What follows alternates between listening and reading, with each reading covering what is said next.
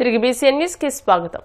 పట్టణ ప్రాంతాల్లో red notice జారీ చేసిన పన్నుదారులు ఈ నెల 20 నాటికి పన్ను చెల్లించకపోతే ఆయా గృహాలకు ఉన్న తాగునీరు కనెక్షన్లు తొలగించాలని కాకినాడ జిల్లా కలెక్టర్ షణ్మోహన్ సగిలి అధికారులను ఆదేశించారు.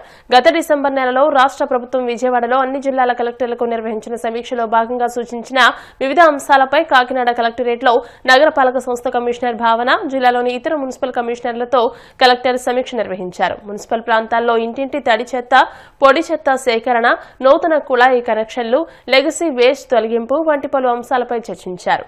జమిలీ ఎన్నికలు నిర్వహించడం వల్ల ఆర్థిక భారం తగ్గుతుందని, అయితే 2029 తర్వాతే జమిలీ ఎన్నికలు వస్తాయని అభిప్రాయపడ్డారు సిబిఐ మాజీ జాయింట్ డైరెక్టర్ వివి లక్ష్మీనారాయణ. గత ప్రభుత్వం చేసిన తప్పిదాలపై ప్రస్తుత ప్రభుత్వం చర్యలు చేపడుతోందని అన్నారు. దీన్ని కక్ష సాధింపు అనడం సరికాదని, కక్ష సాధింపులైతే రాష్ట్రానికి పెట్టుబడులు రావని పేర్కొన్నారు. రాష్ట్ర అభివృద్ధికి ప్రభుత్వం కలిసికట్టుగా కృషి చేయాలని కోరారు. చర్యలు చేయడం వల్ల మన రాష్ట్రానికి రావాల్సిన పెట్టుబడుల మీద వీటిల ప్రభావం కలుగుతుంది. ఎందుకంటే ఈ విధమైన చర్యల వల్ల ఏమవుతుందంటే మన రాష్ట్రం యొక్క విషయం గురించి అందరూ పెట్టుబడి పెట్టే వాళ్ళందరూ కూడా ఆలోచిస్తారు. వాళ్ళు పెట్టుబడి పెట్టాలా, ఇక్కడ మన పెట్టుబడి సేఫా, దీని నుంచి మనకు లాభాలు వస్తాయని ఆలోచిస్తారు. కాబట్టి ఎప్పుడూ కూడా కక్ష రాజకీయాలు కాకుండా చట్టబద్ధమైన యాక్షన్లు ఎప్పుడు తీసుకోవాలన్నది ప్రభుత్వాలు చేయాల్సిన. చిత్తూరు జిల్లా రంగంపేటలోని తన విద్యాసంస్థ విద్యానికేతన్లో జరిగిన సంక్రాంతి వేడుకల్లో మోహన్ బాబు సందడి చేశారు. ఓ జర్నలిస్టుపై దాడి కేసులో కొద్ది రోజులుగా బెయిల్ కోసం అజ్ఞాతంలో ఉన్న మోహన్ బాబు తాజాగా సంక్రాంతి వేడుకల్లో ప్రత్యక్షమవడం ఆసక్తి రేపింది. కూతురు మంచి లక్ష్మి కూడా ఈ వేడుకల్లో తండ్రితో పాటు కనిపించారు. ఈ సందర్భంగా ఆయన మీడియాతో మాట్లాడుతూ రాయలసీమ రామన్న చౌదరిలో ఓ డైలాగ్ ను గుర్తు చేస్తూ దానికి విరుద్ధంగా వ్యాఖ్యలు చేశారు. గతం గతః అని అందరికీ సంక్రాంతి శుభాకాంక్షలు తెలియజేశారు. రాయలసీమ రామన్న చౌదరిలో డైలాగ్ చెప్పాను. నిన్న జరిగింది మర్చిపోను, నేడు జరగాల్సింది వాయిదా వేయను, రేపటి గురించి ఆలోచించను. కానీ గతం నిన్న జరిగింది మర్చిపోవాలి, ఈ రోజు ఏం చేయాలనుకోవాలి, రేపు ఇంతకంటే మంచి పనులు ఏం చేయాలని ఆలోచించుకోవాలి. సంక్రాంతి శుభాకాంక్షలు. నన్ను అడిగితే మా గురువు దాసనారాయణ గారు చెప్పినట్టు, అన్నయ్య చెప్పినట్టు, నందమూరి తారక రామారావు గారు, అంటే మనం చేస్తున్న వృత్తి సినిమా రంగం. మనం సినిమా ఫినిష్ చేసి రిలీజ్ చేస్తాం. మన సినిమా హిట్ అయితేనే మనకు నిజమైన పండుగ. ఎందుకంటే చేస్తున్న ప్రొఫెషన్. అలాగే ఇక్కడ సంక్రాంతి అంటే రైతు భారతదేశానికి వెన్నెముక. రైతు బాగుంటేనే మన అందరం బాగుంటుంది. ఇంతకుముందు స్టూడెంట్స్ అక్కడ సెలబ్రేట్ చేస్తూ ఒక దోసుడి వడ్ల గింజలు ఇచ్చారు.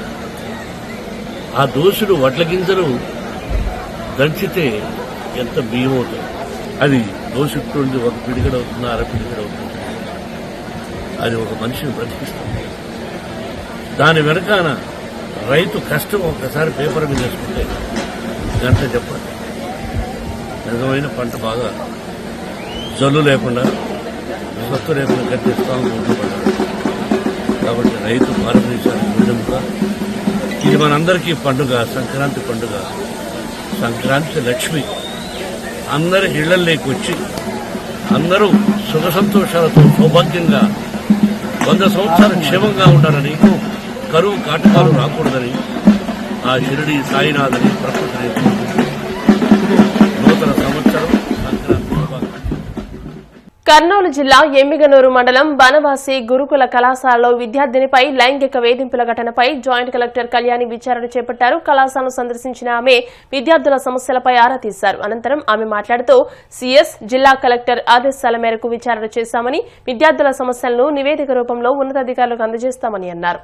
బనవాసి ఏపీ రెసిడెన్షియల్ స్కూల్ కి రావడం జరిగింది. ఇక్కడ రీసెంట్ గా జరిగిన ఘటన మీద ఎంక్వైరీ చేసి రిపోర్ట్ ఇవ్వమని సిఎస్ సార్ చెప్పడం జరిగింది. సో ఆ మేరకు నేను ఇక్కడికి రావడం జరిగింది. ఇక్కడ టీచర్స్తో, నెక్స్ట్ అందరు స్టేక్ హోల్డర్స్తో, లైక్ స్టూడెంట్స్తో కూడా ఇంటరాక్ట్ అవ్వడం జరిగింది. ఇక్కడ వాళ్ళకు ఉన్న సమస్యలు ఏవైతే ఉన్నాయో అవన్నీ కూడా తెలుసుకోవడం జరిగింది. ఇప్పుడు దీన్ని కాన్ఫిడెన్షియల్గా వాళ్ళ దగ్గర నుంచి కొన్ని నమూనాలు కూడా తీసుకోవడం జరిగింది. ఇప్పుడు ఇవన్నీ కూడా ఒక రిపోర్ట్గా తయారు చేసి కలెక్టర్ సార్కి అండ్ సిఎస్ సార్కి సబ్మిట్ చేయడం జరిగింది. కలియుగ వైకుంఠనాథుని దర్శనార్థం దేశ విదేశాల నుంచి భక్తులు తరలివస్తూ ఉంటారు. హైందవ సంప్రదాయాన్ని పాటించే హిందువులతో పాటుగా విదేశీయులు సైతం వెంకన్న ఆశీస్సుల కోసం రావడం విశేషంగా చెప్పుకోవచ్చు. తిరుమల శ్రీవారిని సంప్రదాయ వస్త్రధారణతో దర్శించి ఆశీస్సులు పొందిన జపాన్ భక్తులను చూసి ఒకంత ఆశ్చర్యానికి గురయ్యారు. తిరుమల శ్రీ వెంకటేశ్వర స్వామి వారిని జపాన్ భక్తులు దర్శించుకున్నారు. సనాతన సంప్రదాయం అంటే విదేశీయులు ఇస్తున్న గౌరవం చూసి అందరూ నేర్చుకోవాలని కొందరు అభిప్రాయపడుతున్నారు.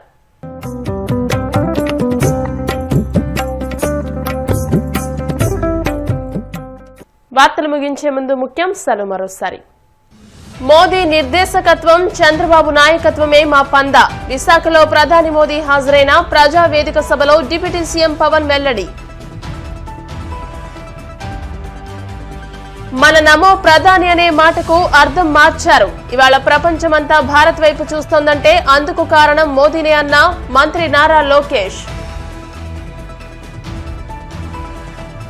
నెల్లూరు జిల్లా వైసీపీ నేతలతో జగన్ సమావేశం. జనవరి నెలాఖరు లేదా ఫిబ్రవరి నుంచి జిల్లాల పర్యటనకు వస్తున్నట్టు వెల్లడి. తిరుపతి తొక్కిసలాట వెనుక అధికారుల వైఫల్యం. ఘటన ఎలా జరిగిందో దర్యాప్తు తర్వాత తేలుతుందన్న టీటీడీ చైర్మన్ బీఆర్ నాయుడు. ఈ వార్తలు ఇంతటితో సమాప్తం. మరిన్ని వార్తల కోసం BCN digital YouTube channel, Facebook page ని ఫాలో అవ్వండి. అప్డేటెడ్ వార్తల కోసం ప్లీజ్ సబ్స్క్రైబ్.